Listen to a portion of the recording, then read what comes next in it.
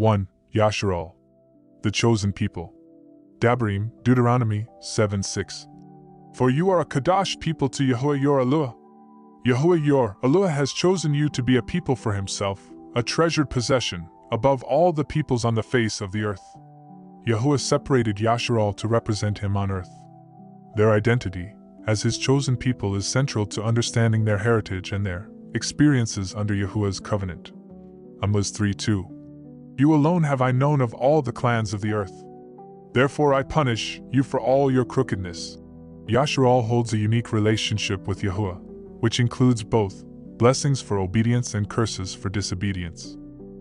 Dabrim, Deuteronomy 28:2. Physical appearance of Yasharal. Shamut, Exodus 2:19.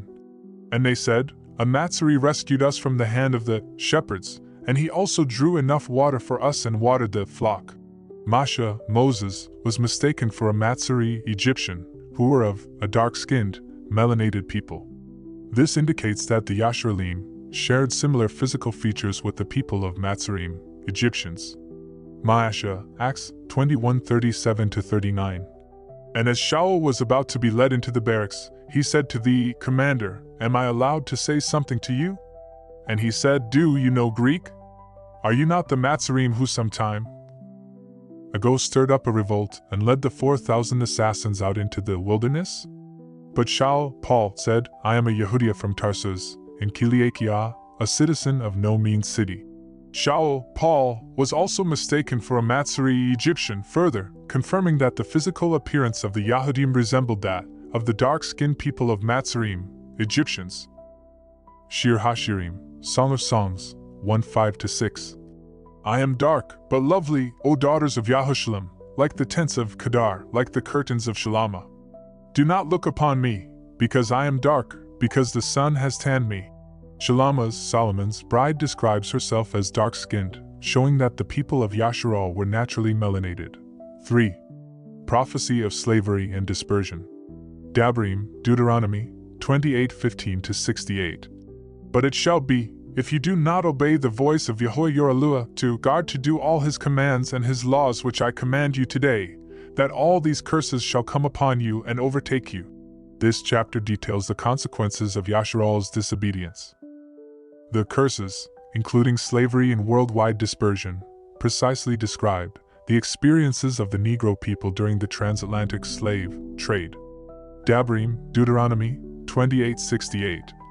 And Yahuwah shall bring you back to Matzarim in ships, by a way, of which I said to you, you are never to see it again. And there you shall be sold to your enemies as male and female slaves, but no one to redeem. The prophecy speaks of, in ships. Yasharal would be taken into captivity by ships, a direct connection to the Transatlantic Slave Trade. Sold to your enemies. The enslaved were sold as property to foreign nations. No one to redeem, reflecting the lack of redemption during their enslavement because of their disobedience to Yahuwah's Torah. 4. Evidence of scattered tribes.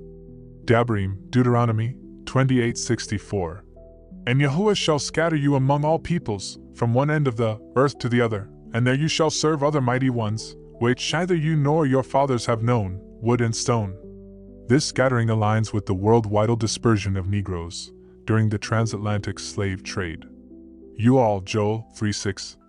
And the sons of Yahudah and the sons of Yahushalam you have sold to the sons of the Greeks, to remove them far from their border. Yahudah and Yahushalam were sold to foreign nations, consistent with the historical realities of forced migration. 5. Yasharal in the last days. Yashayahu, Isaiah 11:11-12. And it shall be in that day that Yahuwah sets his hand again a second time to recover the remnant of his people who are left, from Ashur, and from Matzarim, and from Petruz, and from Cush, and from Ayalam, and from Shannar, and from Hamat, and from the islands of the sea. And he shall raise a banner for the nations, and gather the outcasts of Yasharal, and assemble the dispersed of Yahudah from the four corners of the earth. 6. Yahusha's declaration of the true Yasharal. Hazun, Revelation 2:9. I know your works, and pressure, and poverty, yet you are rich, and the blasphemy of those who say they are Yahudim and are not, but are a congregation of Shatan. The real Yasharal is identified by their enduring suffering and oppression.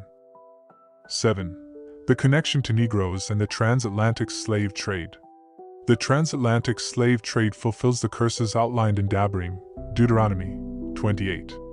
The Negro people who endured this atrocity are the descendants of the 12 tribes of Yasharal.